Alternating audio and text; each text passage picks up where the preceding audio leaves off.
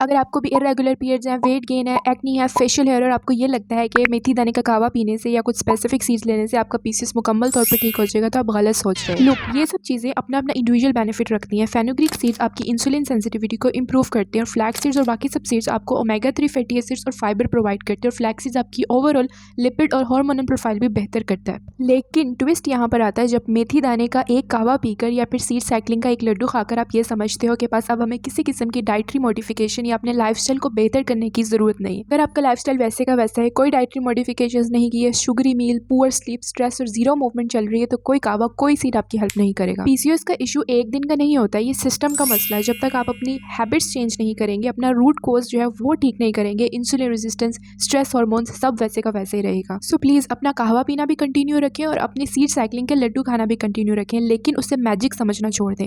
Real healing तब होती है जब आप अपनी रूटीन बैलेंस करते हैं, खाना, नींद, वॉक, स्ट्रेस और सब्र।